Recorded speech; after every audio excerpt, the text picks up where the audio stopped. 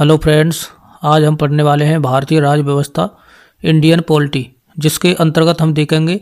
इसमें हम पढ़ेंगे भारतीय संविधान की विशेषताएं और देखेंगे कुछ प्रमुख समितियों के बारे में पढ़ेंगे। और आज हम इसमें कवर करेंगे कि भारतीय संविधान को बनाने के लिए कहाँ कहाँ से स्रोत जो है इकट्ठे किए गए हैं।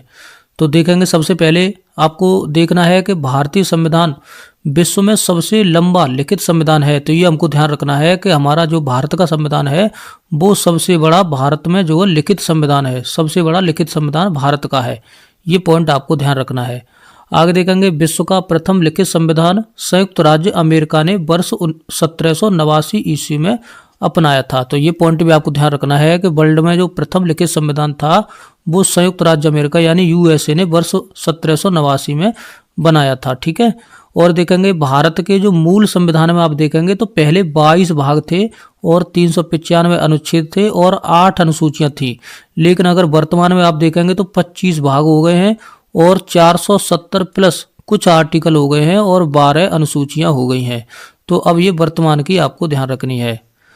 आगे देखेंगे, मूल कर्तव्यों का विवरण जो मिलता है आपको ध्यान रखना है। मूल कर्तव्यों का जो वर्णन दिया गया है वो 42वें संविधान संशोधन के तहत 1976 में किया गया है। ठीक है, ये आपको ध्यान रखना है कि मूल कर्तव्यों को जो जोड़ा गया है वो 42वें संविधान संशोधन 1976 के द्वारा जोड़ा गया है। भारतीय संविधान में आपको ध्यान रखना है एकल नागरिकता का प्रावधान है। ठीक है। और देखेंगे, भारतीय संविधान उदार एवं कठोरता का मिश्रण है। ठीक है, उदार और कठोरता का मिश्रण है।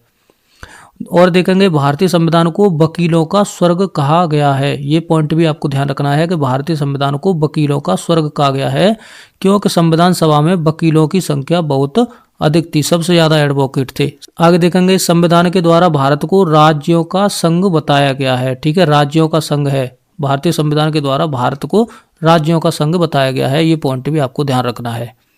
आगे देखेंगे, 42वें संविधान संशोधन अधिनियम 1976 को मिनी कॉन्स्टिट्यूशन के नाम से भी जाना जाता है। आपको ध्यान रखना है कि जो 42वां संविधान संशोधन है उसे मिनी संविधान भी कहा जाता है।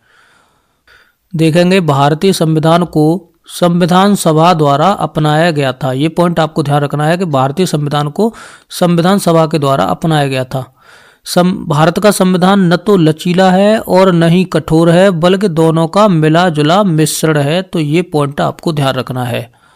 आगे देखेंगे, यह भारत को एक संपूर्ण प्रभुत्व संपन्न एवं लोकतंत्रात्मक गणराज्य घोषित करता है। ठीक है, ये प्रस्तावना में सब बातें लिखी हुई हैं। आगे देखेंगे, इसमें सभी भारतीय नागरिकों को मौलिक अधिकार प्रदान किए गए हैं। ठीक है, ये पॉइंट भी आपको ध्यान रखना है कि सभी भारतीय जो नागरिकों को मौलिक अधिकार प्रदान किए गए हैं। केशवानंद भारती बनाम केरल राज्य के अनुसार उद्देश्य का संविधान का अंग है, पर इसे न्यायालय में कानूनी दर्जा प्राप्त नहीं है। तो ये पॉइंट आपको ध्यान रखना है। उद्देश्य को संविधान की आत्मा और संविधान निर्माताओं ने मन की कुंजी कहा है। तो ये पॉइंट भी आपको ध्यान रखना है। आगे देखेंगे, उद्देश्य का में प्रयुक्त हम भारत के लोग शब्द से स्पष्ट है कि भारत की संप्रभुता भारत की जनता में निहित है। भारत एक गणतंत्र है। इसका अर्थ यह है कि भारत का राष्ट्राध्यक्ष निर्वाचित होगा, आनुवांशिक नहीं होगा। तो ये पॉइंट आपको ध्यान रखना है कि गणतंत्र का अर्थ यही है कि लोगों द्वारा चुना जाएगा। ठीक है, उसमें कोई जो है वंशानुगत शासन नहीं चलेगा।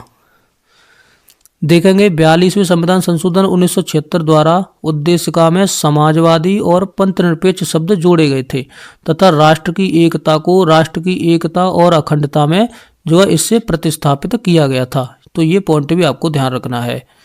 देखेंगे, उद्देशिका में संविधान के अंगीकरण की तिथि 26 नवंबर 1949 दी गई है। ठीक है, ये पॉइंट भी आपको ध्यान रखना है कि जो संविधान को अपनाया गया था, जो अंगीकार किया गया था, स्वीकार किया गया था, तो वो 26 नवंबर 1949 को किया गया था। यह हमने पहले भी हमसे पढ़ चुके हैं। और 26 जनवरी 1950 को संविधान को जो है लागू हुआ था। ये पॉइंट भी आपको ध्यान रखना है।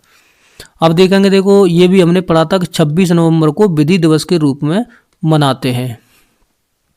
अब देखेंगे, संविधान की कुछ प्रमुख समितियां हैं और उनके अध्यक्ष हैं, तो उनको पढ़ लेंगे, इम्पोर्टेंट हैं। तो देखेंगे, संचालन समिति के अध्यक्ष कौन थे? तो डॉक्टर राजेंद्र प्रसाद थे। और संघ संविधान समिति के जो अध्यक्ष थे वो पंडित जवाहरलाल नेहरू थे। प्रांतीय संविधान समिति के अध्यक्ष सरदार वल्लभ भाई पटेल थे और संघ शक्ति समिति के अध्यक्ष पंडित जवाहरलाल नेहरू थे। तो ये दोनों आपको ध्यान रखने हैं कि संघ संविधान समिति और संघ शक्ति समिति दोनों के अध्यक्ष पंडित जवाहरलाल नेहरू थे। प्रारूप समिति के अध्यक्ष डॉक्टर भीमराव अंबेडकर थे और तदर्थ झंडा समिति के अध्यक्ष डॉक्टर राजेंद्र प्रसाद थे और कहीं कहीं ये झंडा समिति के अध्यक्ष JV कृपलानी लिखा मिल जाता है। तो ये पॉइंट भी आपको ध्यान रखना है। वित्त एवं स्टाफ समिति के अध्यक्ष डॉक्टर राजेंद्र प्रसाद थे और मूल अधिकार उप समिति के अध्यक्ष JV कृपलानी थे। तो ये आपको ध्यान रखना है। अब देखेंगे अल्पसंख्यक उप समिति के अध्यक्ष HC मुखर्जी थे। प्रक्रिया नियम समिति के अध्यक्ष डॉक्टर राजेंद्र प्रसाद थे। कार्य संचालन समिति के अध्यक्ष KM मुंशी थे। ठीक है, कन्हैया लाल मणिकलाल मुंशी। और आवास देखेंगे आवास समिति के अध्यक्ष B पट्टाभ सीतारमैया थे और सर्वोच्च न्यायालय समिति के अध्यक्ष S वारदाचार्य थे। ठीक है, तो फ्रेंड्स देखो ये इतनी जो इम्पोर्टेंट नहीं है और ये न कभी पूछी गई हैं, लेकिन इससे पहले जो हमने ये समितियां पढ़ी थी तो ये आपको ध्यान रखनी है। ये सभी जो समितियां हैं ये सभी इम्पोर्टेंट हैं और इनसे प्रश्न पूछे जाते हैं। तो चलिए हम सबसे पहले देख लेंगे भारतीय संविधान के प्रमुख स्रोत। तो देखेंगे सबसे पहले इनसे प्रश्न पूछे जाते हैं।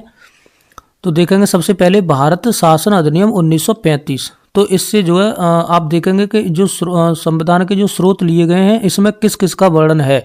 तो भारत शासन अधिनियम 1935 में आप देखेंगे संघात्मक व्यवस्था है, न्यायपालिका की शक्ति है और राजनीति की आधारभूत संरचना है और लोक सेवा आयोग है। तो ये जो इतनी जो चीजें ली गई हैं वो भारत शासन अधिनियम 1935 से ली गई हैं। जर्मनी के संविधान से आप देखेंगे कि आपातकालीन उपबंध जो लिए गए हैं वो जर्मनी के संविधान से लिए गए हैं और जो मूल कर्तव्य लिए गए हैं फंडामेंटल ड्यूटी, तो आपको ध्यान रखना है ये पूर्व सोवियत संघ से लिए गए हैं यानी रूस से लिए गए हैं। ये पॉइंट आपको ध्यान रखना है। और अमेरिका यानी USA से बहुत सारी चीजें ली गई हैं अपने संविधान में, तो आपको ये ध्यान रखने हैं, बहुत इंपॉर्टेंट है। देखो मौलिक अधिकार ये अमेरिका से लिए गए हैं, सर्वोच्च न्यायालय अमेरिका से लिए गए हैं, सर्वोच्च न्यायालय लिया गया है। ठीक है, न्यायिक पुनरावलोकन की प्रक्रिया, न्यायपालिका की स्वतंत्रता और संविधान की सर्वोच्चता, ठीक है, ये सभी USA से लिए गए हैं। आप देखेंगे राष्ट्रपति पर जो महाभियोग की प्रक्रिया ली गई है तो ये भी अमेरिका से ली गई है। उपराष्ट्रपति का पद राज्यसभा में पदेन सभापति, ठीक है, आप देखेंगे।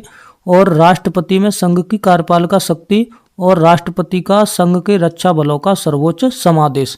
तो आपको ये सभी ध्यान रखने हैं, ये USA से ग्रहण किए गए हैं। जापान के संविधान से विधि द्वारा स्थापित प्रक्रिया ली गई है।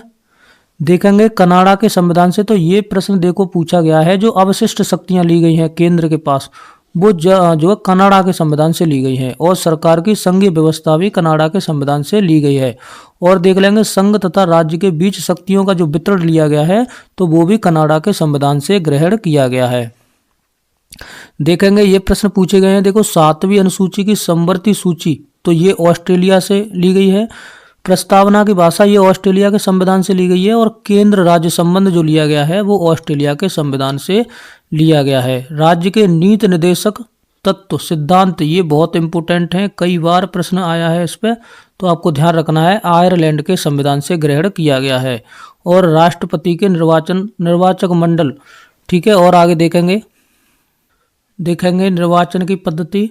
राष्ट्रपति द्वारा राज्यसभा में समाज सेवा, साहित्य, कला एवं विज्ञान के क्षेत्र में ख्याति प्राप्त व्यक्तियों का मनोनयन, तो ये कहाँ से लिया गया है, ये आयरलैंड के संविधान से लिया गया है। तो ये आपको ध्यान रखना है, ठीक है। आगे देख लेंगे ब्रिटिश संविधान से क्या क्या लिया गया है।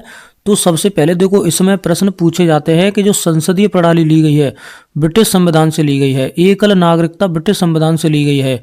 विधि का शासन देखो ब्रिटिश संविधान से लिया गया है। विधि निर्माण की प्रक्रिया, संसदीय विशेषाधिकार, चुनाव में सर्वाधिक मत के आधार पर जीत की प्रक्रिया और द्विसदनीय व्यवस्था, ये सभी ब्रिटिश संविधान से ग्रहण की गई है। और इम्पोर्टेंट है, संविधान संशोधन की प्रक्रिया ली गई है वो दक्षिण अफ्रीका के जो संविधान से ग्रहण की गई है। तो ये पॉइंट भी आपको ध्यान रखना है। अब देख लेंगे कैबिनेट मिशन के प्रस्ताव पर गठित अंतरिम मंत्रिमंडल, तो इसमें देखेंगे विभाग और विभाग से संबंधित मंत्री। तो देख लेंगे इस पे से प्रश्न बन जाता है।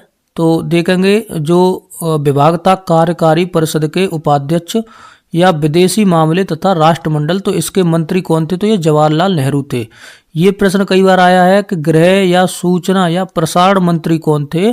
तो आपको बताना है ये वल्लभ भाई पटेल थे। रक्षा मंत्री कौन थे उस समय? तो ये बलदेव सिंह थे। ये प्रश्न पूछा गया है।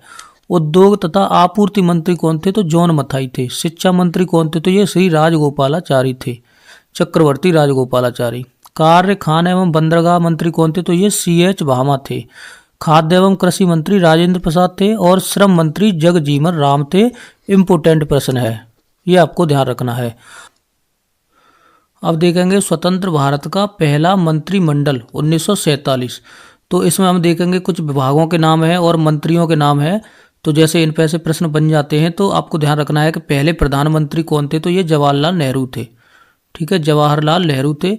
और गृह मंत्री या सूचना प्रसारण मंत्री कौन थे? तो वो सरदार वल्लभ भाई पटेल थे। और देखेंगे रक्षा मंत्री कौन थे? तो रक्षा मंत्री सरदार बलदेव सिंह थे। और विधि मंत्री या कानून मंत्री कौन थे? तो ये भीमराव अंबेडकर थे। और शिक्षा मंत्री मौलाना अब्दुल कलाम आजाद थे। तो ये पॉइंट भी आपको ध्यान रखना है। कुछ मंत्री और विभाग हैं, तो वो भी देख लेंगे। तो देखेंगे रेलवे एवं परिवहन मंत्री कौन थे? तो ये जॉन मथाई थे। खाद्य एवं कृषि मंत्री कौन थे? तो ये डॉक्टर राजेंद्र प्रसाद थे। स्वास्थ्य मंत्री कौन थे? तो ये राजकुमारी अमृता कौर थी।